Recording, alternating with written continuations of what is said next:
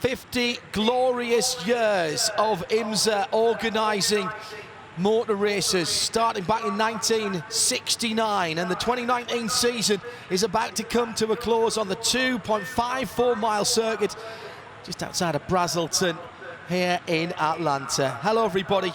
Road Atlanta will be providing its usual stiff challenge, uphill to turn 1, the banked turn 6 and tricky turn 7. There's a little bit of sealant being put down there, though, so it's a little more grippy in the really difficult downhill braking area for turn 10. All there to catch out the unwary or the ill-prepared, whether it's drivers, teams or technicians.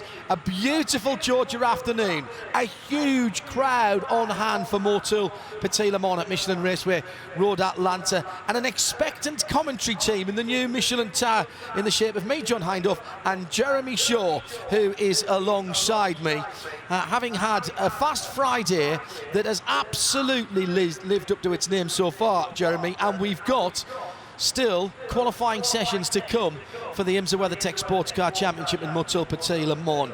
Does our bounty of motor racing know no end? Yeah, it's been a tremendous day, hasn't it? Picture perfect weather conditions, big crowd on hand, and boy, we're in for some speed this afternoon. We've seen the lap records absolutely annihilated during the practice sessions. As I said, that trend will continue in just a few minutes when we start with the qualifying runs. Our new home, the old tower, was beginning to be torn down this time last year, but for the, in fact not this time of course, it would have been Saturday night into Sunday morning, otherwise we would have been standing out in the weather for the race. But straight after the event last year, the old tower was beginning to be prepared to be knocked down, and the new Michelin Tower at the outside of turn 12 has arisen in its place. It's an absolutely glorious place to be as a broadcaster, as a corporate guest, or as a member of the increasing press corps that want to come to IMSA events. Although it takes up roughly the same footprint as the old tower, the space is increased. We're on to 5 floors now,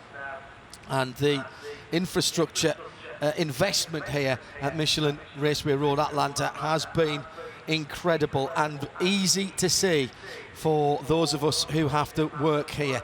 It's also benefiting the big crowd here with some new roads and some new pathways being laid around the circuit. RV parking completely sold out on the back straight on both sides, and even for those people who maybe don't have an RV or a caravan, we've seen all kinds of things that have been pressed into service this weekend as accommodation, including on a trailer a cabin cruiser, which I think is just genius. If you can't have a caravan, but you've got your cabin cruiser out of the water, leave it on its trailer, bring it here, and you've still got your 4 berths. Absolutely outstanding innovation and ingenuity from the fans as well as the teams here at Road Atlanta. It's what we've come to expect, Jeremy, and the atmosphere in the paddock, both sides of the racetrack, is brilliant. This is a very knowledgeable crowd that comes to Motul Petit Le Mans every year. It is, isn't it? And and there's a lot of the same fans come here every year, and they bring their friends, and their friends have a great time, and they come back again. So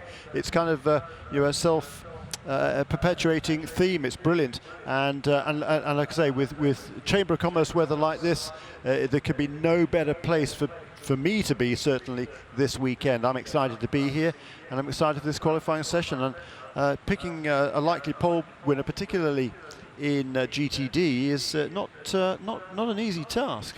Well, let's find out who's going to be competing for that. This is a longer race here, Adam, and quite often in the longer races we see a departure from the usual, putting the gentleman driver into qualify and therefore start the race. What's the tactics going? Where would you like to start? How about we start with the drivers who have just gotten out of race cars because they were competing in the Michelin Pilot Challenge, wasting no time to climb right back into a race car. Those are 2 of the competitors going out for qualifying. Jeff Westphal in the number 63 Scuderia Course Ferrari, and Robbie Foley in the 96 Turner Motorsports BMW. Now that BMW has been very strong all weekend long. Keep an eye on that. I thought maybe Trent Hinman would be driving the number 86 Acura. That's the MSR Acura that will inherit the championship if it takes the start of the race and then everything goes according to plan. No, it's Justin Marks who just roars that car into life. Christina Nielsen is in the 57 Cat car. Zach Robichon in the 9 Pfaff Porsche, as is to be expected. But then it's John Potter, just as we know it, in the Magnus Racing Lamborghini number 44. Ben Keating in the Riley Mercedes. Again, no changes there. Richard Heistand in the number 14 Lexus. Corey Lewis in the number 48 Paul Miller Racing Lamborghini. So a lot of familiar faces in the cars that we know them, but it is interesting to see that the guys who will waste no time getting up to speed, because they've just been out on the track, are already in 2 of the fastest cars this weekend. Hello to Jason Owens, who's travelling to Rome for his 10th wedding anniversary, so can't be with us this year, but through IMSA Radio and IMSA TV, he is anyway up there in Montreal as his trip is beginning, travelling as he was last year to his 10th wedding anniversary, as I say, up in Montreal, listening and hopefully watching as well. This is too close to call, Jeremy. 3 Lamborghinis, 2 Lexus, a Porsche, an Audi, a couple of Acuras and a BMW, and frankly any of those manufacturers, and a Ferrari as well, and any of those manufacturers could take pole position here. Well, it could, yeah. The fastest lap of the weekend so far, during practice has been set by number 33 Riley Motorsports Team AMG, Mercedes AMG, and that was Felipe Fraga who set the fastest time, 1 minute 19.2 seconds, around 1 minute 19.275. Very close behind him though is the Turner Motorsport BMW with Bill Oberlin at the wheel of that car. Spencer Puppelli in number 44 car for Magnus Racing, but he will not be qualifying the car. Robbie Foley has also been fast. He will be qualifying. I think it's 96, number 33. Would certainly be a 96 is in the gravel, gone straight on at the bottom of the hill, and the front end of that car is like a snowplow, and we've got a red flag straight away. Tanny with the jacket off down there. It's a beautiful afternoon. Scratch the 96 car then. Now the teams have to go to their pit boxes here. They can't line up on the outside acceleration lane. By the way, that's 1 minute 19.2 is an average speed around 2.54 miles of 115.455 miles an hour. 115.455 miles an hour average speed, where you get down to for a GTD car, where you get down to second gear a couple of times on the lap. Extraordinary stuff, and it gets even more exciting as we go through the classes. Diana Binks is also with us in the pit lane. We'll hear from her in a moment. It looks like everybody's going back to their pit stalls. That's good news. It's going to take a wee while to get that car out of the gravel, and you do need a specific amount of time to make a qualifying session live, don't you? Yeah, and it's sort of ploughed up a goodly amount of gravel in front of the nose. That car probably have to be dragged out backward. I would think, back to the hard standing.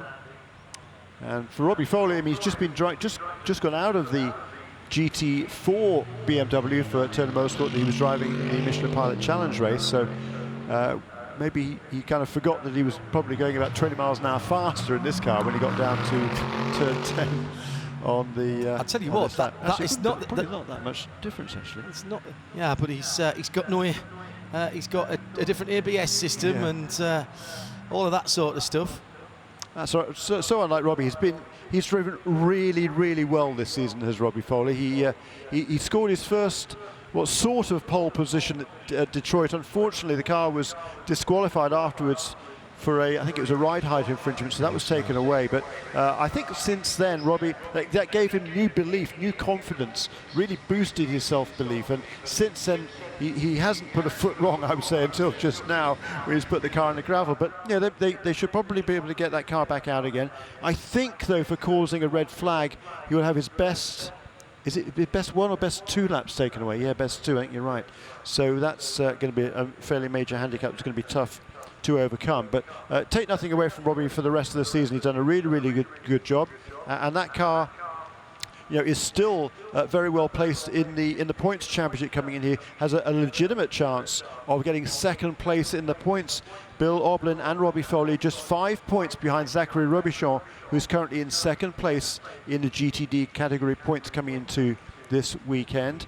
Mario Farbacher and Trent Hinman in the Acura for Meyer Shank Racing with Kerbacher Journey. They've got a pretty good lead, and really all they need to do is start tomorrow to be assured of the championship, but second place very much up for grabs. Yeah, being dragged out forwards, that car, but lifted by the heavy machinery from Track Services.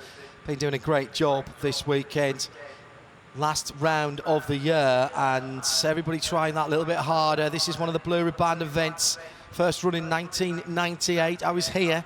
Everybody thought it was a mental idea to bring 40-odd cars in different classes to a 2.54 mile. It'll be a yellow flag festival. I think we went 7 hours that year before we got the first full course at yellow on that. And that was the days when it was 1,000 miles or 10 hours, whichever came first. And in those days, we got to 1,000 miles pretty quickly, to be quite honest. I don't think we ran anywhere close to, maybe got, I think, about 9:40 one year before it went to the 10 hours time certain race that we will be racing tomorrow. Now there is an amount of time which I think is 10 minutes to make the qualifying session live. If we don't get 10 minutes of green flag, then championship positions are used to set the grid. We're down to 8:32 on a running clock at the moment, but that doesn't necessarily mean that can't be reset by race control, and we have seen that done at various times of the year to get a full 10 minutes or thereabouts of green flag running. Yeah, plus it was probably at least a minute from when the green flag was waved until Robbie got around to the gravel trap there and caused the red to come out. So that would probably be at least a minute, maybe a minute and a half. Right. But I think we're going to need a little bit of help. There is a little bit of a time cushion built into the schedule here, which will help. Now, one thing that I've just been reminded of by Shea, in fact, Shea, tell the world what you've just told me there, because you've made a very good point about when that car comes into the pit lane. Well, when and if Robbie comes back into the pit lane of his own power, he will not be able to have any assistance from the team. They can't touch the car, because if they do, then all the lap times are erased from the entire session. So it's not just everything you do before then, it's you don't count for anything. So Robbie Foley needs to make sure that all the gravel is out on the track and then come back into the pit lane and then go back out when the green flag flies again. Yeah, great point, Shea, which ain't going to happen. So I think they will park that car. I mean, it's a 10-hour race, and there's actually, it's not a huge field in GT Daytona this weekend, just 12 cars, so he should have no difficulty in working his way through the field. He's certainly going to have a fast enough car. Will also mean that they can change drivers if they want to. And start with fresh tyres. Which they may well need to if they've flat spotted those Michelins before they went into the gravel, or indeed if they've picked up any damage or debris from the gravel bed. Down to 6 minutes and 42 seconds, but we'll keep an eye on that clock here in the IMSA broadcast booth. Jeremy Shaw, John Hindhaugh, around the circuit on 98.1 FM, around the world on RS2. IMSA Radio's home, part of the Radio Show Limited network of channels, and of course on IMSA.tv and the IMSA app. Last race of the season, I'll say what I've said all year. I hope you've got the IMSA app. If you haven't, why not? It's a super easy download. We'll never ask you for any money to download or within the app. What we do give you is all the information you need to stay close to IMSA across the year. It's available on all major operating systems. Go to your app store and search for IMSA, IMSA. You'll get IMSA radio commentary, onboard cameras live from the race weekends, and depending on the session, some sound and vision as well, depending on what session is on the track. So plenty to recommend it. Plenty of pros, no real cons on that, really. Ask you for a little bit of information, but never ask you for any of your hard-earned. It's the IMSA app. Go to your app store, wherever you get it. Let's go down to the pit lane whilst we're waiting for this to be sorted out. Bill Riley is down there with Diana Binks. Bill, you're very experienced at running race teams and race cars. Obviously, this delay is not ideal. Everyone's itching to get out there on track for qualifying. Yeah, not really. With the tires we have now, they take a little while to come in, so we think the faster times for once are going to be at the end of it. So we kind of needed the full 15 minutes. So we'll see what they give us. So I think we're getting ready to go back to green now. Thanks, Bill. Yeah, very good indeed. Hello to Williams Adonis. Hi, Billy and Moni. Caught a quick sight of them earlier on, sitting in the shade at turn 1 to watch qualifying. Moni doing a bit of homework, but still listening in at the moment. Moni, you have to give yourself a break from working out there. 10 minutes is the time to make this live, and as we restart, we have 4:34 on the clock, plus a couple of minutes before we went to yellow and then red. So I reckon we're probably about 4 to 5 minutes short of getting the 10 minutes in. So let's see what happens with the clock and what race control decide to do. And that was what Bill Riley was alluding there to Diana Binks. He's expecting to see that clock perhaps change and add some time on. Otherwise, we'll be looking at the situation that we have had before, where the qualifying session is not counted and you go on championship points. And Bill Riley also there talking about the fact that it does take a little bit of time to build the heat into these tyres. Michelin did bring the harder of the two compounds that they've been using through the season in GTD for this weekend, although it is pretty warm out there, so that should certainly help get the tyres up harder to compound tyres, remember. They're on the 9s rather than the 8s. Michelin making that change because they had seen the weather forecast, and that seems to have worked out very well. Chris Humphreys, I'm indebted to you, Chris, for tweeting at IMSA Radio. He said whilst that BMW, the Turner BMW, was being snatched out of the gravel trap, the right front was off the rim. Not sure whether that was cause or effect, says Chris. Thank you, sir. Good eyes. Chris, one of the happy band of hard-working marshals that tunes to our coverage from around the world. Chris, good eyes there. Thank you. At IMSA Radio, if you want to be involved. So it shouldn't be too much problem with 11 cars finding a bit of clear circuit. The championship leading number 86 car just coming down to turn 10 A and B now. It's the 86 Auto Nation pink and black Acura NSX, about to crack on through the final corner. Is it? No, it's very slow through the final corner. Now picks up a little bit of space. No, that's not right. That is not right at all. He was trailing the brake there as if the brakes were too cold. So maybe one more lap. That means he'll only have one flyer. 2 minutes and 7 seconds to go. What I haven't noticed is that clock jumping back at all.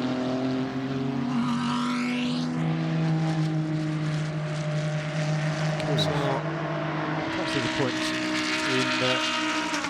in letting the cars go out there if they're not going to use these times for the grid.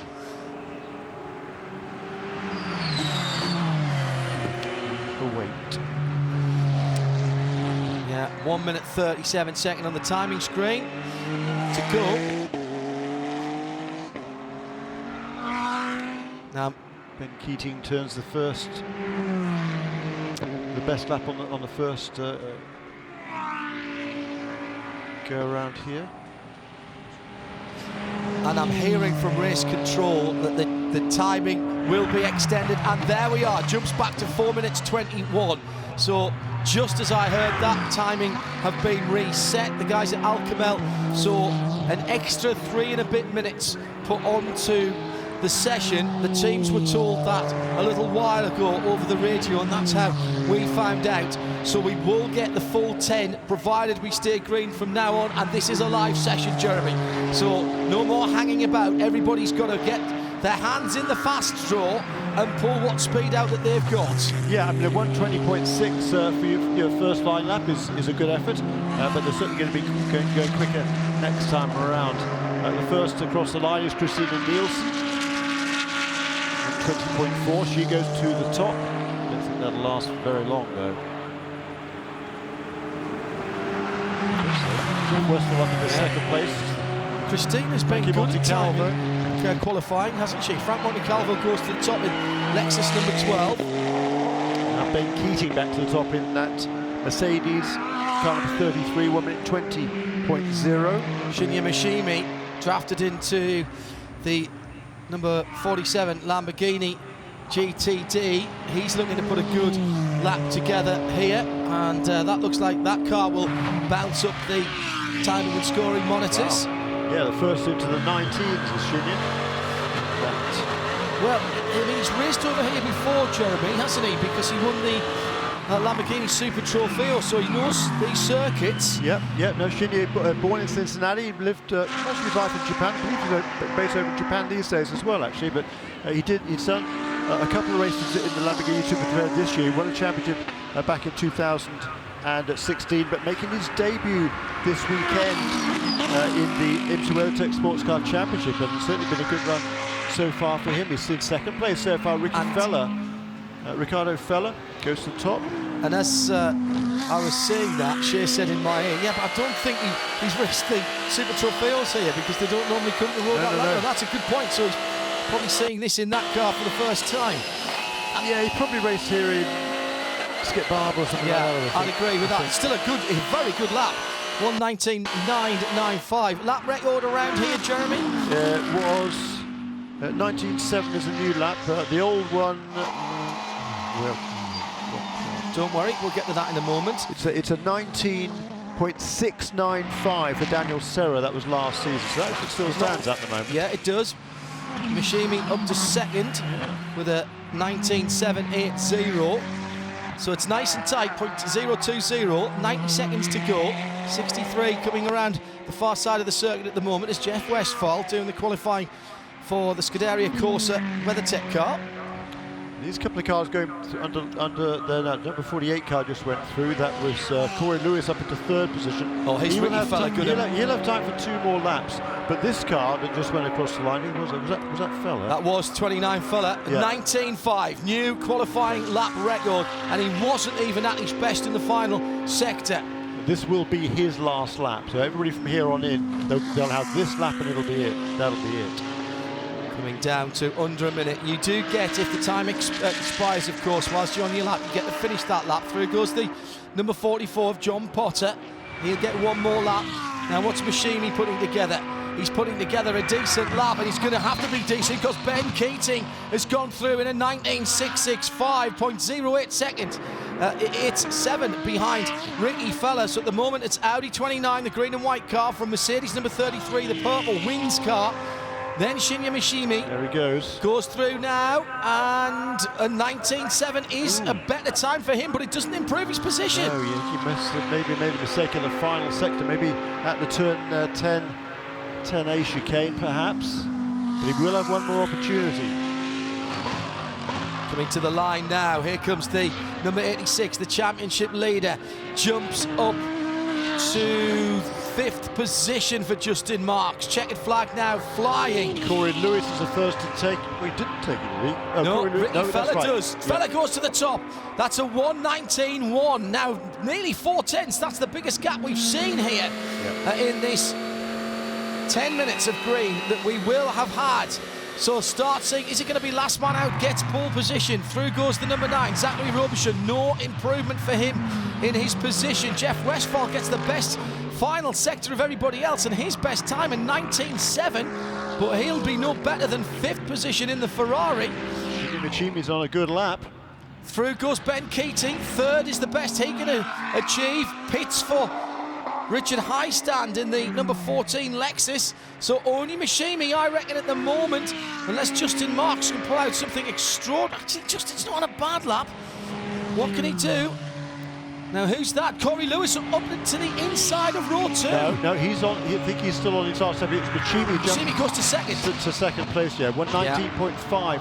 He's losing it all in the last sector. Yeah. So Corey Lewis, the only man who can really challenge, surely, as through comes the Justin Marks car. He'll be 6th position. There's Lewis going through now and goes to second. Onto the front row for Corey Lewis. Audi, Lambo, Mercedes, your first two rows. 29, Motul Petit by land, Ricky Feller. Then Corey Lewis for last year's champion team, the 48 Paul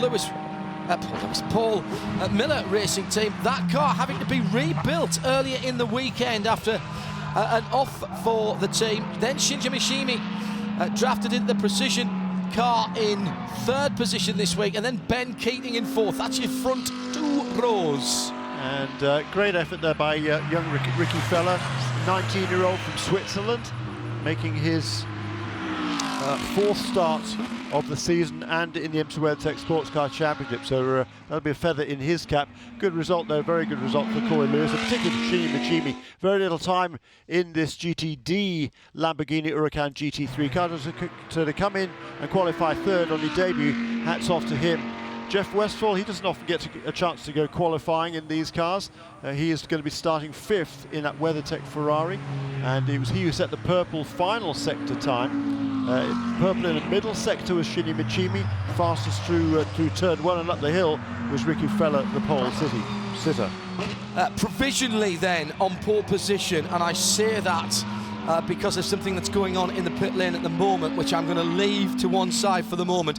With the fastest time set, a 1:19.1, a new qualifying lap record, Ricky Feller and in the 29 car, their times have been disallowed. The 29 cars have been disallowed. They touched the car in the red flag part of the session, and therefore all of their times are disallowed, and Corey Lewis will be the pole position driver. Corey Lewis in the 48 car is the pole position for Paul Miller Racing on home ground for Brian Sellers, who lives around the corner. Yeah, literally around the corner. And yeah, well done to Corey Lewis. He scored his first pole last time out at WeatherTech Raceway Laguna Seca. That was a last-ditch effort as well. This one is even more last-ditch because it's after the checkered flag fell. But a really good lap there for Corey. It's a redemption for that Paul Miller Racing team. The Marco Seefried made an uncharacteristic mistake yesterday, put the car on the wall going down through the S's. There's a lot of work to do to get that car back together again, and Corey Lewis, for the second race in a row, it would appear will be starting on the pole position.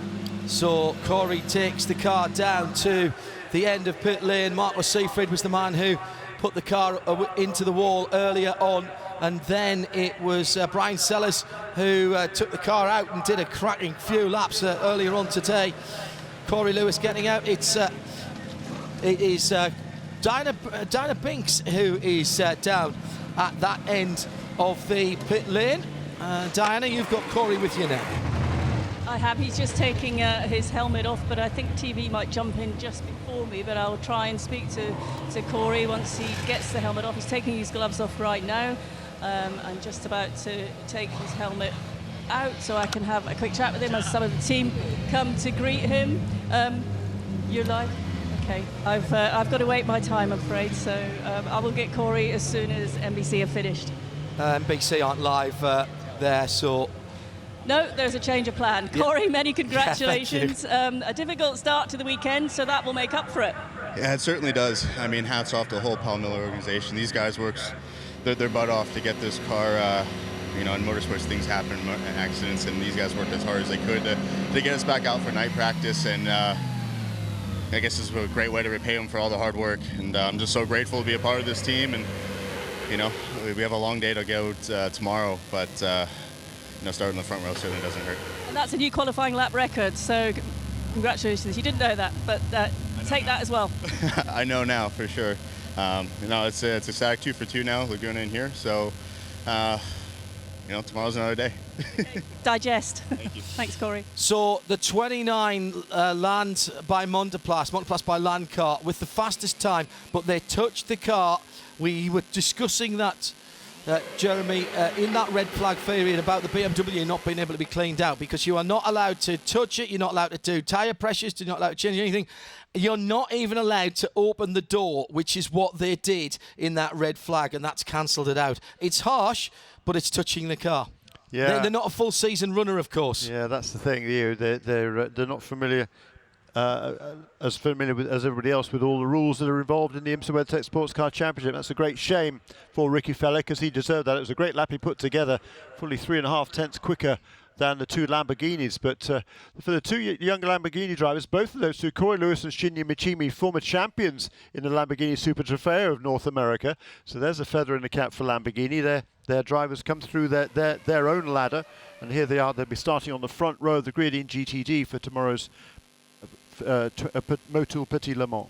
And thanks to our colleagues at NBC they're on tape delay, so thank you for letting us jump in there with Di to get the Corey interview as the live broadcaster here this afternoon to the US and to the world on IMSA TV and IMSA Radio. Shea Adam has the qualifiers for the GT Le Mans qualifying session, which is underway. The green flag's out, Shea. Who have we got in the 9 cars this weekend? If people haven't been tuning in, first of all, why not? I haven't seen a note from your mother. The 9 cars, because Reese are back. Let's start with Reese then, as they're the returning manufacturer and team. 2019 Le Mans winner, and that could apply to all 3 of the drivers in that car, by the way. James Collado doing qualifying duties. He also won this race back in 2016 alongside Tony Valander. In BMW World, they have both of their 3rd drivers doing qualifying. So it is Colton Herta, see I got it the right way around that time, must still be early, John, in the 25, and then Philip Eng in the black BMW, that's the number 24. For Ford, their last time going out and qualifying the Ford GTs as a part of the factory program, Joey Hand looks very comfy behind the wheel, that number 66 Ford GT, and it is Westy with no fluffy pink bunny slippers for qualifying. He is going all out in the light blue number 67. For Corvette, Oliver Gavin has already left the pit lane. He was that excited to get back behind the wheel of the number 4 Corvette, and facing him out on the track will be the other G of Corvette Racing. That would be Antonio Garcia in that car. And then for Porsche, we've already had Nick Tandy leave the pit lane, because if there's a green flag, you know he's not going to be hanging around too long. And it is Lawrence Vantour, as it has been all year, in the number 912 Porsche. Thank you very much indeed, Shea Adam. Coca-Cola Porsche, Nick Tandy in that number 911 car out on the track. What a stir this has caused, not just here in the Atlanta area where Coca-Cola has its world headquarters, and Porsche Cars North America has its North American headquarters. So 2 big Atlanta and global brands getting together, but this has reverberated across the motorsport world. The red, white and black of Coca-Cola and Porsche back together again, evoking some great memories of sports car racing here in North America. The 2 cars, the 911 and the 912, their driving teams going head-to-head this weekend for the Drivers' Championship. The manufacturers is done all bar the shouting. I think they've just got to get to the line to get the points there. And remarkable piece of work by all concerned. It's not just a case, of course, of Porsche ringing up Coca-Cola and saying, do you mind if we put your colours on our car for a race in a couple of weeks' time? All kinds of legal get involved, I'm sure. And it's been brilliant to see how both sides of this partnership, and I will call it a partnership, have been marketing this Coca-Cola merchandise and Porsche merchandise here at the track and on the Coke shop as well, on the web, t-shirts and caps. I think the caps are already sold out. The t-shirts are selling out very quickly. So nothing online or in the store as far as the caps are concerned, and I've got a feeling there will be an awful lot of t-shirts sold this weekend here, the Coca-Cola Porsche caps. And I saw Bobby Aiken a little earlier on here today. Kind of emotional time for him, I'm sure, because that was the livery that his father, Bob Aiken, carried so successfully on those 962s and other cars back in the day. So well, and that was the original deal that was done with a local bottling agent down in Florida, that then translated because Bob Aiken Sr. left that on his car, and eventually somebody here at Road Atlanta, when the car was racing, said, you know, we haven't really got a deal with you, Guy, to do this here, but the car's doing so well. Let's have a conversation.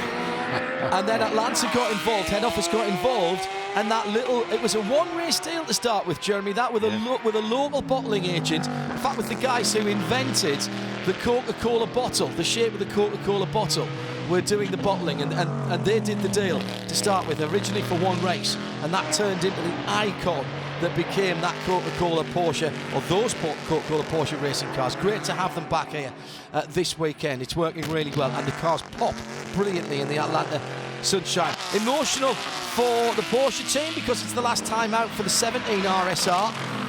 Also emotional for Corvette Racing, 20 years behind Corvette Racing, and the final outing in America at least for the C7R. The C8R is beneath our feet, or at least one of them is.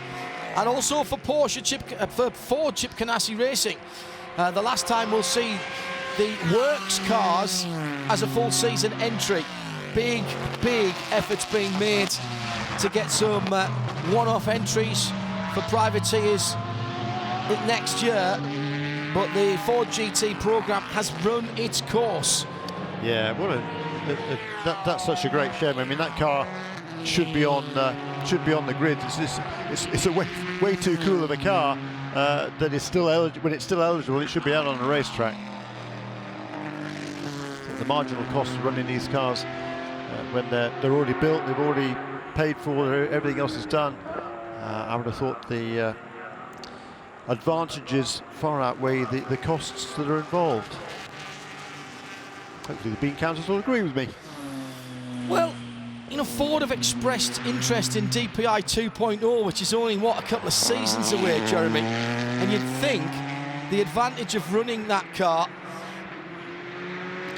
would and keeping the team together at Chip Ganassi. Well, I mean, you know, one of the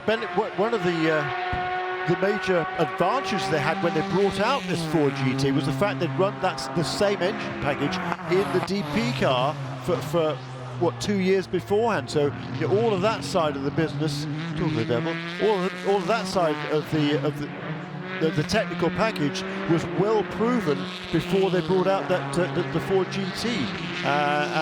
You know, at least if you have all the team together, even if you're not running any of the same technical package, it's still got to be advantageous. Bobby Atkins just walked in with, I'll look after that hat for you, because there's none left. He's got the 911 RSR hat in. 7 minutes 57 seconds to go.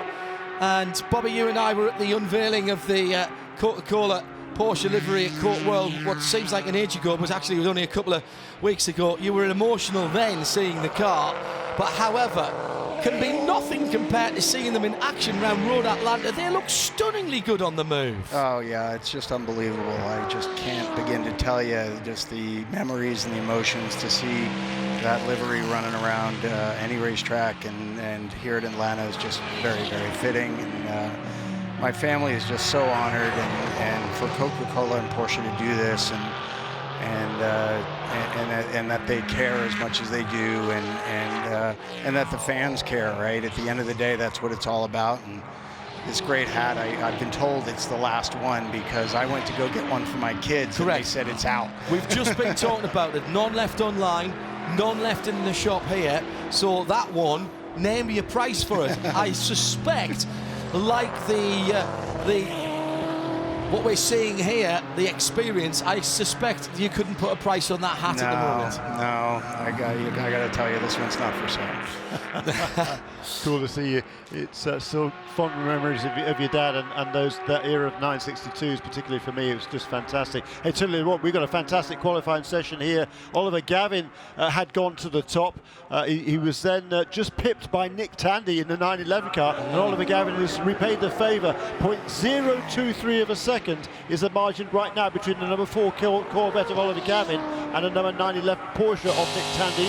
1/10 of a second back is Philip Haig, and now Nick Tandy goes back to the top by 0.011. Goodness gracious me. And 1:16.0, Jeremy. We're getting into lap record territory there. No, we're way beyond it. The old record was 17.006. Well, so that's interesting because this season that hasn't always been the case here, because GT Le Mans are the only class here that get 3 different compounds of tyres to use. They have to pick them. They can use them any way they want. You can put 3 on different corners if you want to with the car. But what's happened since last year is it's been brought into line with the Michelin compounds that are used in the World Endurance Championship.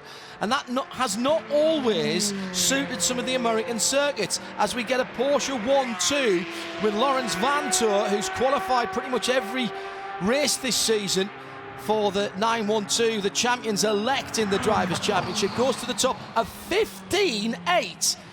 So that has just taken the old lap record and took a sledgehammer to it. It's in a million tiny pieces right now. But that's not enough, because Philipp Eng has gone 0.096 faster in the number 24 BMW. This is brilliant. It's BMW, Porsche, Ferrari, Porsche, Chevrolet at the moment.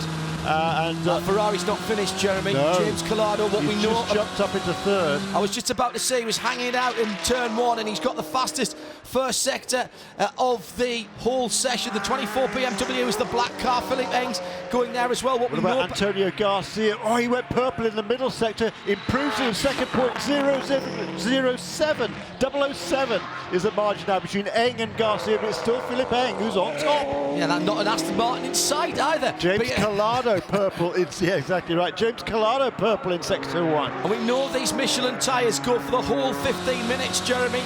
BMW, Corvette, Porsche, Ferrari, Ford, Porsche, Corvette. 5 different cars in the top 5, isn't that amazing? And the whole field are within half a second. Half a second between the whole field, around 2.5 miles. There's a little shake of the head from Bobby Aitken alongside us. James Collado's going to go back to the top here, Jeremy. Yeah. He's only got a couple of corners to go. Comes out of turn 10B under the Fox Factory Bridge. Down the hill, he's got clear track ahead of him. Gets to the apex, near enough. 3.5 minutes to go, and goes to Paul. A 1:15.6. It's just getting quicker and quicker in the Georgia sunshine. Garcia's on a good lap again. He's got purple now in the middle sector here. He's probably coming through turn 10 and 10A, heading towards the final couple of corners. Here he comes down the hill. And goes to second. Front row for Antonio Garcia. These short sessions, 15 minutes. Why other series persist in doing an hour-long qualifying where people don't go out for the first 35 minutes? I have no clue. 15 minutes of solid action here. Bobby Aitken, watching this, just keeps shaking his head every time the times come down. These guys, these cars, let's remind ourselves, these are GT cars. We haven't even got to the prototypes yet, Bobby. Oh, it's unbelievable. I mean, I'm just happy to be in the best seat in the house with you guys. We've got a decent view here in the new Michelin Tower. No improvement there for the Porsche as it went through. So it's 62, the red Ferrari from Risi back in the championship this weekend. Giuseppe Risi will speak to Ferrari, work out what can be done before deciding what's happening for next year. We thought we'd lost that car. We didn't think we were going to see it again. To have them back with a full Ferrari works driver setup, I think is very encouraging here this weekend. 0.063 of a second is the gap between first and second. Not very much, is it? Get your phone out right now, put your stopwatch function on, and try and start and stop the stopwatch and get it to 0.06 of a second. I bet you can't do it. That's how close it is out there. There goes Garcia. No improvement. No, that was a slow lap. It was a cool down lap. Into the pits for Collado. Collado's in. Eng's in. They're done. So the time to beat, Jeremy, is a 1:15.6. Collado only one sector, the very best, and that was the first sector. 8.9 seconds. 26.5 seconds Philipp Eng in the BMW that's in the pits has the last sector. This just proves, doesn't it, how BOP works differently. Different cars going better at different parts of the circuit. In comes the 912 of Laurens Vanthoor. 59 again there for Joey Hand, but he'd already done the 15.8, so no improvement there for Joey. I don't think he's going to improve. He's fifth fastest, and he's 0.217 off the pole position time. Coming down to the last minute. But all but Colton Herter are at least a second quicker than the old record. A lot of that down to the track improvements here that have been made since last year. Well, the track hasn't changed in its layout. What Jeremy means there's been a bit of sealant laid down on the exit of turn 10, 10B particularly, and also, possibly more crucially, at the exit of turn 7 that leads onto that long, I call it the back straight, even though it's got a kink in it, but it's the fast part of the circuit, and you can get on the throttle much earlier there and take a bit more speed through it. 5th position for the best Ford at the moment. Joey Hand, can he do better? He's winding up to something here because he's definitely not coming into the pits with 21 seconds to go. He'll get one more go at the 66, the car that's wearing the 2016 Le Mans winning tribute livery, the red, white and blue. It was another 15.9 for Joey Hand. I think that's 3 in a row. He's up to the top of the hill at turn 2. Has he lifted off? He didn't take too much of the curb. I think he realises there's not going to get that one down through the S's. Yeah. The 3.5 litre V6 is off song just a little bit. His teammate 67, Richard Westbrook. Oh, I think he might still be on it. Yeah, it sounds like he's still pulling revs in that car. Drifting across to the middle of the road on the back straight before he apexes the kink. He's improved in each of the first 2 sectors. I don't think it's enough to worry the front row guys, but he's certainly potential improvement here. The way that car turns through 10B. It's right on the nose. He's got the note on the steering wheel. He's not getting any better. Bobby Aiken sitting watching that with us. First of all, the 2 Coke cars looking fantastic, but all those cars, how they are so nervous. They're certainly set up right on the nose of the car for qualifying. These guys, it's like a tap dance, a ballet, it's performance art all going on behind the wheel at the same time. I don't know, I got to tell you, if that doesn't get your heart going, I don't know what does. Yeah. And seeing these top 5 cars, you can throw a blanket over them, is just amazing. It'd be a very small blanket as well, Yeah, just a little cushion cover, actually. Yeah, and a Ferrari, a Chevrolet, a BMW, Porsche, and a Ford. That is all 5 remarkable. manufacturers in the top 5, separated by Brilliant. 0.2 of a second. 0.2 of a second over 2.5 miles. Brilliant. That is an extraordinary thing. Welcome back, Risi Competizione. This is just a fantastic story, and I'm just thrilled for that team. Giuseppe Risi, he lives and breathes motor racing. I know it's killing him to have been on the sidelines for most of the season, but Petit Le Mans is always a track that this car goes well at, and this is the perfect way to start the weekend. Le Mans winning driver trio from this year, brought in by Giuseppe and Ferrari in collaboration with Ferrari of Houston to get this car back into Motul Petit Le Mans this weekend. Do you think they're taking this seriously? Absolutely. And do you know what? If you every team will tell you, if we can't get pole position, we wouldn't mind Ferrari getting it. They are delighted. All the other manufacturers, Bobby, are delighted to see Ferrari back because it's such an important name in sports car racing. No, of course. I mean, look, at the end of the day, Ferrari has the most passionate fans around the globe, and they'll bring a lot to the table. It's exciting.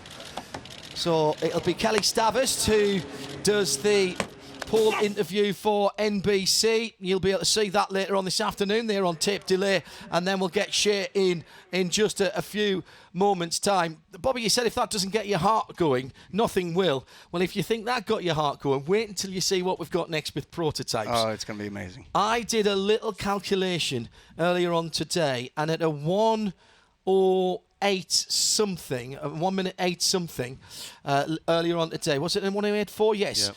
That was 133 mile an hour average for a lap around here. And that's with the chicane in it at turn 10. That's extraordinary, isn't it? Yeah, it's unbelievable. I mean, I've been around this track a bunch of times over the last 20-something years, and I can't even comprehend that What's quick. the fastest car you ran around here? Ooh. Believe it or not, in a vintage race, we had a Lola T70 that my dad had done. It was the only IMSA spec legal, probably T70 in the history of the world, because it had gobs of power and big slick tires, which it was never supposed to have. But that one we were clocked at 184 on the back straightaway in a T70, which was what a bit sort of lap frightening. time were you doing? And then there'd be the compression there as well. I don't remember, but it was an amazing weekend because I had the pleasure of co-driving that. It was one of the enduro kind of historic races, and I got to drive with Paul Newman as my teammate, and that was right, leave now. That was a stunning weekend. You've got that Coca-Cola Porsche hat, and you've co-driven. Just get out and don't darken our doorstep again, Mr. Aiken. Thank goodness sake. That was pretty incredible. Yeah. The Nissans and John Ward, who engineered the winning Hyundai, by the way, in the Michelin Pilot Challenge that was concluded just a few minutes ago. His Eagle Mark III and the Nissans here, they were pulling at least 185 down through that sector. Before the chicane, when you went all the way down to the bottom of the compression. Yeah, this was before the chicane and all that. It was just a flat-out run. It was quite frightening. Well, I mean, that's lap after lap. That's not just one lap. That's lap after lap after lap after lap. And got to say, every time you do that, you come out the other side and go, phew. Hello. Yeah. Shea Adam has our pole-sitting driver in GT Le Mans. It's Ferrari, it's Risi Competizione, and it's James Collado. It just sounds right to say Risi Competizione. James Collado, welcome back to IMSA. Pole position. When we last left you at Daytona in the red flag, sitting in second with a good shot to win the 24, you guys channeled that into a win at Le Mans. But how nice is it to come back to IMSA with your first ever pole? Yeah, it's pretty awesome, honestly. I think it's so nice to come into the box, most of all, and see the team. Their spirits have been lifted. I can see the emotion in their faces. So this is what's important in going forward and winning races. The lap wasn't perfect. I lost half a tenth in the last corner, but it was good enough for P1. It was extremely close. All manufacturers are pushing hard. I mean, that was, it wasn't easy. The track is really, really difficult. But yeah, first pole in IMSA. It makes up a little bit for Daytona, finishing second just behind the BMW. So it's a long race tomorrow. This is just one lap out of the many we have in 10 hours. So we just got to keep our nose clean.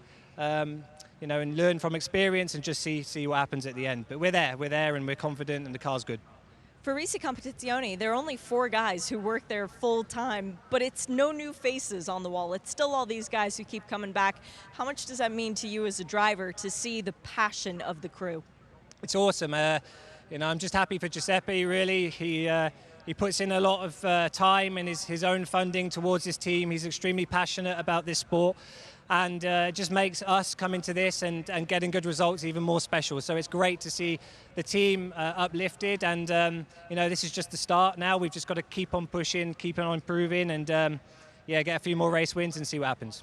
Is there extra pressure on you guys to get a win so that the team will come back next year? Getting a bit older now, but so the nerves are dropping, but pressure, there's always pressure, but you need pressure, and especially for a team like this. You just want to do as well as you can, and let's try and get the win tomorrow. 2019 Le Mans winner, James Collado, good luck. Thank you. Oh, that sounds good, doesn't it, saying that? 2019 Le Mans winner for Ferrari, James Collado. Well, excellent stuff there in GT Le Mans qualifying. 1:15.6 for that lap time, and that has annihilated the lap record there. Yeah, I think Risi's won this race 3 times in the past, if I'm not mistaken. He won it in 08, 09, and 16 was the last time. That is a 75.6 second lap for merely 121 miles an hour. All bar makes no difference. 121 mile an hour average for the GT Le Mans pole sitter, and 9th in GT Le Mans, a 16.2. So we are talking about 0.6 of a second between the whole field. So that's really, really impressive. And that means that in GT Le Mans, we are going to see brilliant racing. I accept that I'm excited, I accept that I've just seen something very special, and I accept that they won't be doing those lap times at lap after lap during the race. But what that tells me is the cars are very closely matched, Jeremy, between first and last. And if in qualifying trim it's only 4, 5, 6 tenths of a second, then in race trim, in all honesty, it's likely to be no more than that, and it might even be a little bit less when people are having to run to fuel numbers. Yeah, no, it's good. It's going to be a lot of fun to watch. I can't wait for that one. I want lots of long green flag runs. Yeah, please, no please, please, please, please. Fantastic stuff. Hello to Simon K. Thank you for your questions and thank you for tuning in. Sound and Vision via radio-show.co.uk. Yeah, 120, yeah. 0.890, which is 3 miles an hour faster than the record just set one year ago. 3 miles an hour faster on average speed of running. What did you put the lap distance in for that then? 2.54. Yeah. I just put 75.6 in. Did you put it down to 3 decimal places? Yeah. 639. All right, okay. I came up with 120.952. Close but enough. okay, but it's 121 mile an hour. Bat of an eyelid away from that. I'll take that all day for our GT Le Mans pole sitter. Chevy Corvette will start on the outside of the front row for Motul Petit Le Mans 2019. Then it'll be BMW, the RLL 24 car. That M8 GTE will be on the inside of row 2. That's the black car. The first of the colour Porsches, the best of them in the Drivers' Championship. The 912, Lawrence Vantour will take the green flag. Then Joy Han for Ford, alongside his teammate Richard Westbrook, 66 from 67. Then the remaining Porsche, the 911 on the inside of row 4. The Corvette number 4 on the outside of row number 4. And on the inside of row number 5, Colton Herter for the other BMW, the white number 25 car. Shea, Adam, give us some qualifying drivers for prototypes, please, as we go green flag. Yeah, Dane Cameron, Felipe Nasr, Timo Bernard. I missed who was in the number 10, the glossy black Cadillac. In the 54, that is John Bennett's helmet. And who is in the 55 Mazda? They're just all streamed out so quickly. Oh, I can tell you that it's Philippe Albuquerque in the number 5 Mustang sampling Cadillac.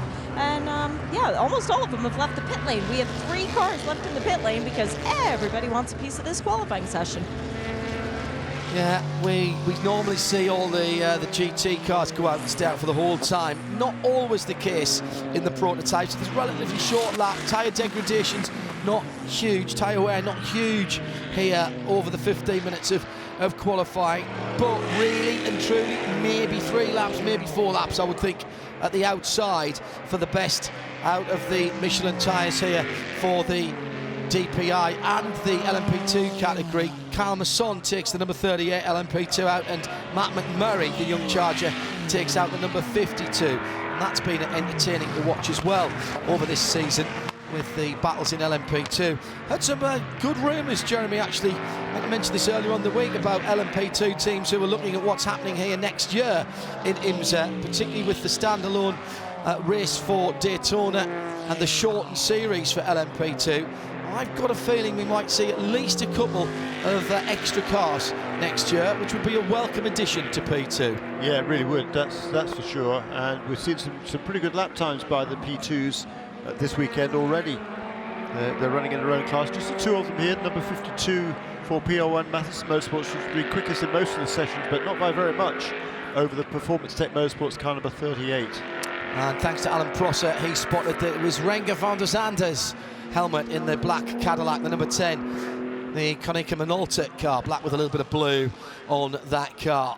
Right, let's see. This is going to be really interesting. Stand back, if you're here at the track, just stand back from the fence line just a tiny little bit, because this is going to be really exciting. You're going to get drawn in, and eventually your nose will be pushed through the fence line as the cars go through. I know it's going to happen. Philippe Albuquerque in the number 5 Cadillac, Dane Cameron in the 6 Acura, Ricky Taylor in the 7, Renger van der Zander in the 10 Cadillac.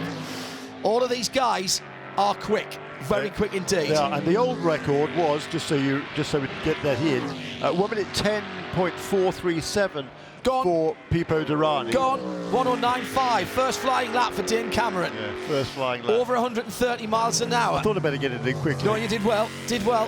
Literally as he was coming across the line. Felipe Nasr. First flying lap, that's incredible. He's going to go faster than that, Felipe Nasr. Nasr was really, really hot in the last practice session, FP4. We get 4 free practices here because the night practice on Thursday. Nasr in the 31 car did a 108.4, 133 miles an hour average.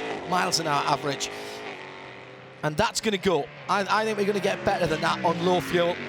Dane Cameron going quicker again. Who's going to be the first person into the 8s? Misha Goldberg right up there. But that's only a 111. That's not really there quite yet. He's bringing the Michelins up slightly differently.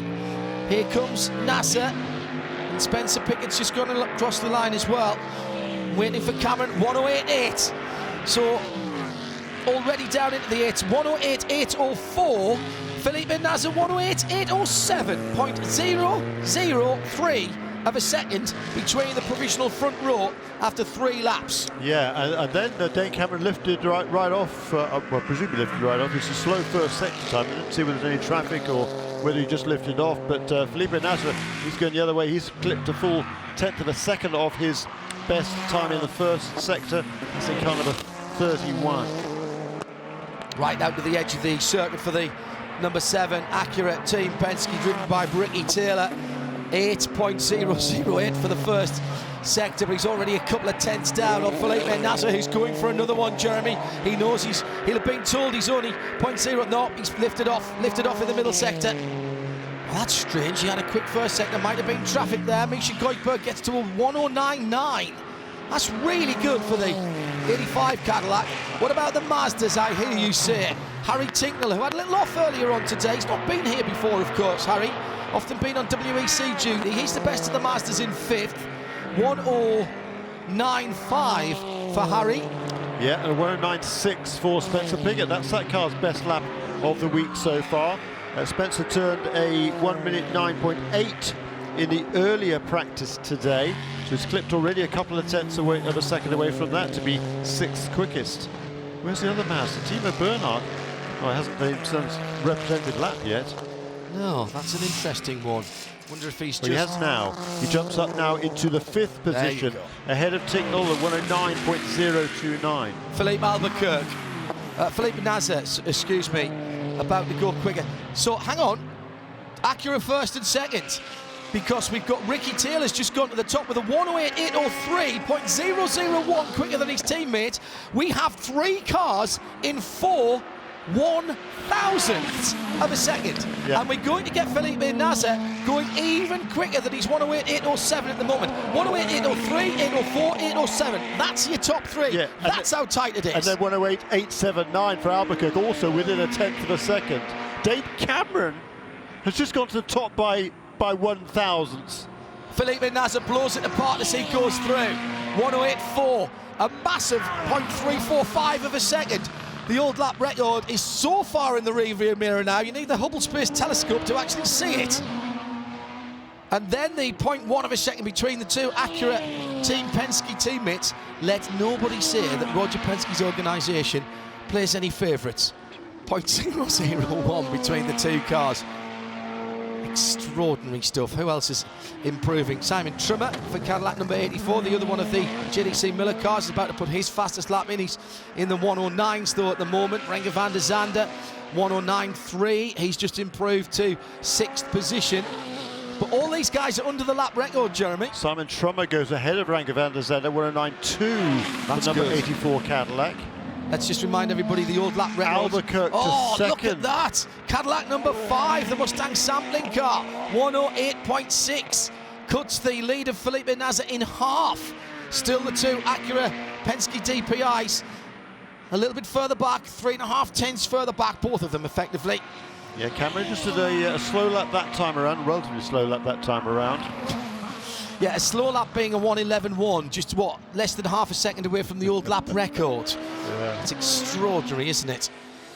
Kyle Masson had just nipped ahead of Matt McMurray in LMP2, but Matt McMurray has just redressed that again. A 10.9 for Matt McMurray. For the P2 car? Yeah. That is a brilliant lap time. Yeah, that is impressive. Gabriel Aubry has been generally the quickest guy in that car this weekend, despite the fact it's the first time here, but that was a great lap by Matt McMurray. So nobody's coming to the pits yet, which I'm encouraged by. 7 minutes to go.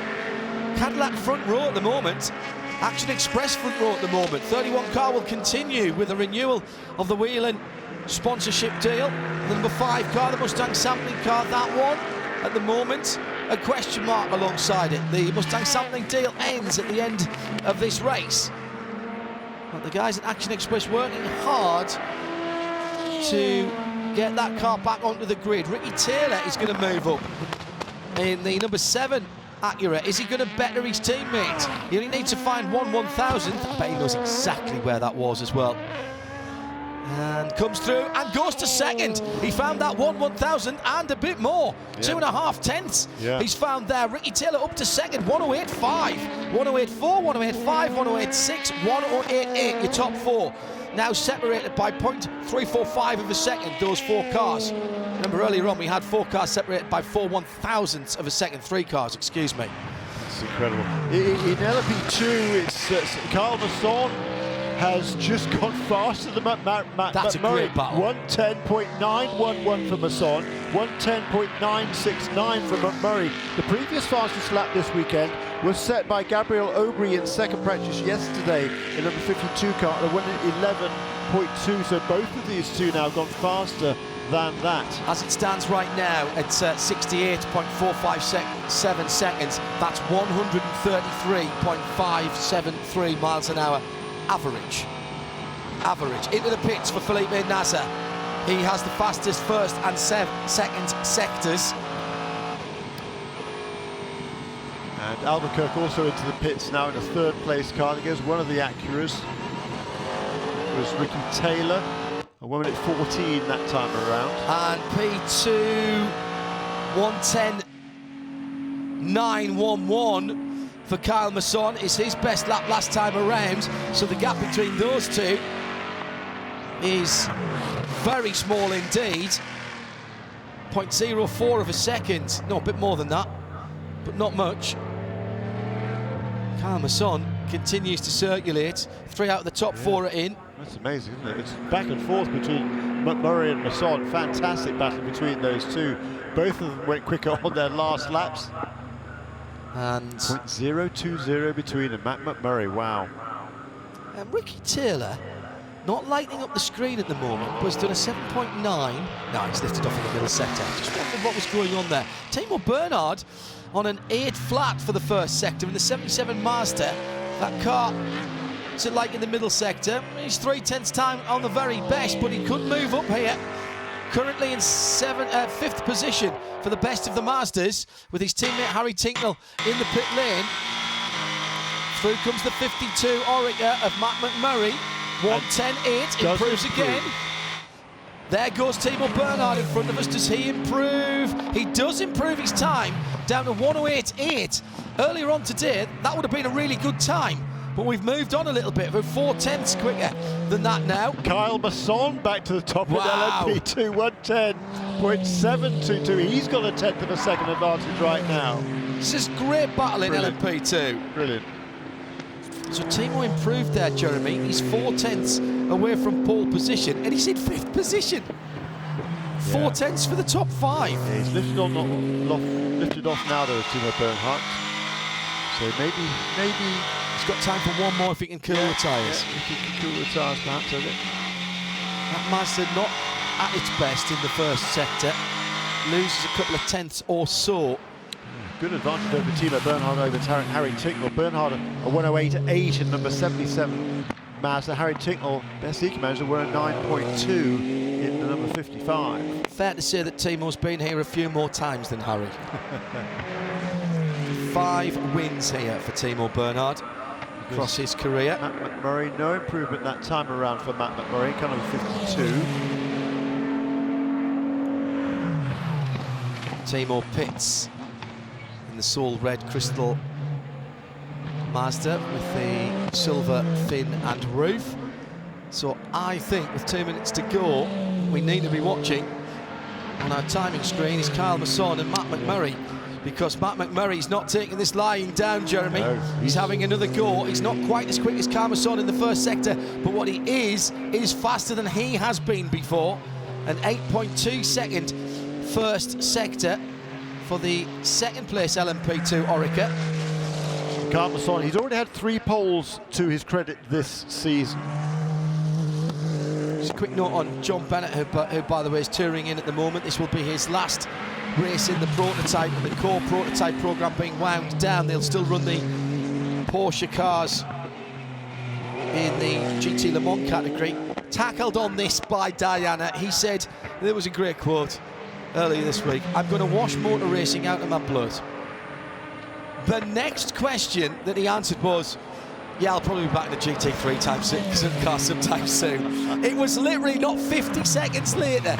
Here comes the 38 of Matt McMurray. Doesn't improve. No, but he does another 10.8. Wow. Good lap.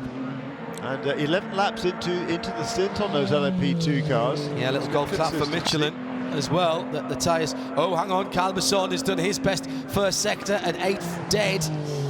So can the 52 car go a little bit quicker? Oh, John Bennett's found a bit of pace as well with the 8.3. So I thought he was touring in, but he was cooling the Michelin tyres, and he's now going to give it another go. Questions already been asked about where Colin Brown might pop up next year. One of the fastest drivers in the paddock. So will John get ahead of the two LMP2 cars? I suppose that's what he'll be trying to do. He needs to find a second to do that. Here comes the P2s, 20 seconds to go. Through goes the number 52, the red, white and black car of Matt McMurray, 1:12.0. Sets off on another lap. Kyle Masson, good centre section. Here he comes, diving down through the final corner in the black, white and yellow car, 1:10.7. Almost identical to his best time. Checkered flag is out. Says a lot about the Michelin tyres, doesn't it? That 12 laps into your stint, you can go within 7 thousandths of a second of that car's fastest time. That's Kyle Masson looking for his 5th pole of the season. Felipe Nasr with a new qualifying record at 133.573 miles an hour for 2.54 miles, 12 corners and twice down into second gear for that Cadillac DPI from Whelen Engineering and Action Express. He'll start the 2019 Motul Petit Le Mans on pole position. Alongside him will be Ricky Taylor, subject to post-qualifying tech, should I say. The number 7 Acura from Acura Team Penske in second position by 0.141 of a second. 1:10.9 for Kyle Masson. This time for McMurray, so it will be Kyle Masson on pole position for LMP2, and he comes into the pit lane. Doesn't need to do another lap. Row 2, Cadillac from Philippe Albuquerque, the second of the Action Express cars, the Mustang sampling machine, and the second of the Acura Team Penske's, Dame Cameron with a 1:08.8. Top 4 cars, the front 2 rows for Motul Petit Le Mans here at Michelin Raceway Road Atlanta tomorrow for the 5 past midday start will be within their qualifying times, within 0.4 of a second. And if you go down to a second, that'll take you down to Spencer Piggott, who's in 9th position for the Juncos Racing Cadillac, and welcome back to them for this race. The DPI, red and white DPI, is down there. Now, is it Di or Shea who's down there? So whilst our NBC colleagues have a word with the pole sitter, we'll go to LMP2. Diana is waiting for that car. Has that arrived with you, Di? The car has arrived in, and Kyle is just jumping out from behind the wheel. He's still got his helmet on. I will talk to him with his helmet on. I think we can hear him. Kyle, if I could just ask you, how satisfying is it to get pole position here at Road Atlanta? Oh, it's very satisfying. This track is so technical. It really is quite the workout going around the track. You know, I'm just so excited to have it this time. We had to fight for it. I had to push every single lap to make sure we had it. Yeah, no, the car was awesome, and I'm really excited to get back to the team and talk to them about this one. It was really close. I mean, even though there's only 2 cars in the class, I mean, you were swapping those numbers at on the sheets that we were watching, so it was incredibly close between the 2 of you. Yeah, well, there might only be 2 cars, but that was a very, very competitive qualifying, and one that both Matt McMurray and myself can be proud of. I definitely had to fight for that one. Congratulations. Well, your fourth pole position, so many congratulations. Thank you very much. Last year it was Pippo Durrani on pole. This year it is his teammate. And while NBC chats with his teammate, I'm going to dive in with Pippo really quick, because they need a win in order to get the championship, and a little bit of misfortune to fall the sister car, or at least the car of Juan Pablo Montoya sitting in the next pit box back. So Pippo, a year ago it was you getting the pole position. Now it's Felipe. Not a bad combo between the two of you. Yeah, I don't mind sharing that with him, last year and this year. But fantastic to have the wheeling car up front. Big thanks to the team. It's been a difficult year in terms of speed. I think it's, the first pole for us. So yeah, it's a good way to start. Tomorrow's my birthday, so hopefully we can finish that as a gift. But yeah, it's been, like I said, it's been a tough year, but we're really working hard and we're working well together, Felipe and I, and hopefully we can close this chapter on a high, the first one, and then continue next year. Well, it demolished your lap record from last year, 133 mile an hour average. How scary is it to go that fast here? Well, we're not really thinking about that inside the car, but when you realize how fast you're going, then you think, wow, it's those cars are really quick and there's a lot of downforce. The tires are doing such a great job. So you obviously think that you cannot make a mistake, but that's when you're off the car. When you're inside the car, you're just thinking to go as quick as you can. If you make a mistake, you make a mistake. But yeah, it's like I said, really happy to start on pole, and hopefully tomorrow is a good day for us. Well, and you still can come home with the championship. That is possible. You need to win the race and have some misfortune for the other car, but starting from pole is the best place to win a race from, isn't it? Yeah, well, it is, but in a 10-hour race, anything can happen. I haven't won this race last year starting from pole, so I don't want to be too optimistic. I think we've been doing a good job on race setup. I think the car is good. Last year we had a difficult race here where I was about to win the race, and I had a tire blow off, and it messed the whole thing up. But hopefully this year it's our year. This place has been a little tough to me the past 3 years, leading last year, the year before, where then I had a contact with the GT, and then the year before finished second. So hopefully this is the year, and if we can win the race and whatever the result is in the end, for the championship. We're not thinking about the championship. We have a clear objective of winning the race and see how it goes from there. I like that mentality. Now, is this a strategy race or a go as fast as you can race? No, it's the weight is not on our shoulders anymore. We are 12 points behind, and all we can do is win a race. And in the end of the day, if that's enough for a championship, that's enough for a championship. If it's not enough for a championship, then yeah, we've had a great year. We fought for it, and we're going to come back and try it again the year after. Pippo, good luck tomorrow. Thank you so much. And happy early birthday. Yeah, thank you. Felipe is done with his NBC interview, so I'm going to dive in just before the photographers start. Thank you. And see if we can't. Do you guys mind if we just do a quick chat before? Felipe, that was a crazy lap. You broke his lap record by quite a bit, and you kept our date. Yeah, he is happy. Meeting down here in the penalty box, your first ever pole position. How's it feel? Wow, it feels great, finally, to put the 31 Whelen Cadillac up on pole position. After almost 2 years here in the series, we've been pretty close, but never got it done. And I'm pretty pleased. The lap was pretty good. Although I lost a little bit on the final sector, but it was, it's on the edge. And I feel like we have a great car in our hands to fight for victory tomorrow.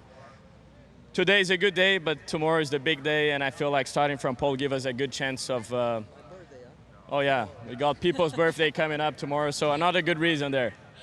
Cake and champagne is the perfect way to celebrate a Saturday. Race winner, now a pole sitter as well as a champion, so congrats. Thank you, I appreciate it, thank you. Good stuff from... 133, John. 133. That just deserves to be said over and over and over again. 133.573 miles an hour, to be accurate, on a 68.457 second lap round 2.54 miles. That, Jeremy Shaw, we'll say that over and over again because that impresses the living whatnots out of me. That is, again, I'll say it, we said it earlier on this year, these DPIs are proper prototype race cars. Yeah, they are, and just tremendous to watch them. It's a great looking cars as well, I think. I love the whole aesthetics of what we have right now in DPI, and they're fast, they look good, and they've got world-class drivers at the helm. Got Andy Blackmore in here, and I'm going to give Andy Blackmore a chance because you've been working really hard on the spotters guides all year, Andy, doing your usual graphic genius.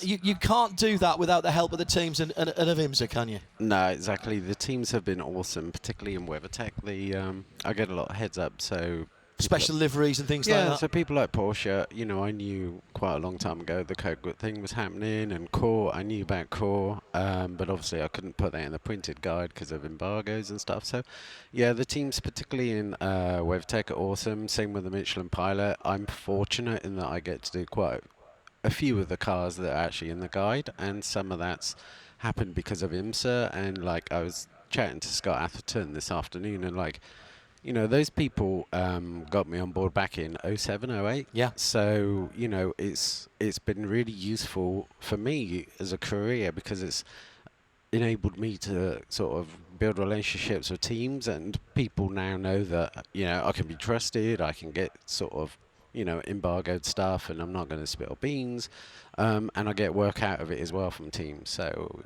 you know, it's a great series to be involved with anyway. Working hard for next year already, talking to teams about doing liveries and things like that? Yeah, it's crazy. There's still, you know, lots of things to sort out for next year, but, you know, the main Don't thing... expect any secrets, but No, are we you won't looking get at them. a healthy IMSA paddock across the series? I know you work across all the series. An eclectic range of colours. Oh, excellent. I like the sound of that. Andy, thanks for being with us. Great. It would be Well, remiss thank of you me as if well. not to thank you from all the listeners and viewers for your Spotters guides. Plug the website.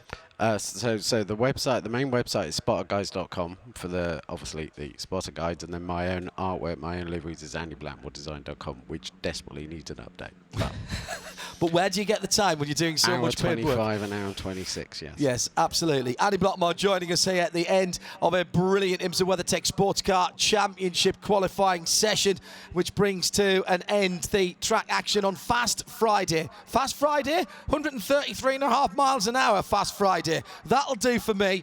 Tomorrow, we're back with warm-up, and then the 10 hours of Motul Petit Le Mans here at Michelin Raceway. Thanks to Curry back in London, to all of our technical staff here and up in Charlotte, from our NASCAR Productions colleagues, to Shea and Di in the pit lane. Jeremy Shaw and John Hindhoff were in the booth with various guests today. Have a great evening, and we'll be back for the big one tomorrow. Saturday racing. Gotta love it. Motul Petit Le Mans, 10 hours of action, and it's all live in sound and vision on IMSA TV and IMSA Radio. Bye-bye.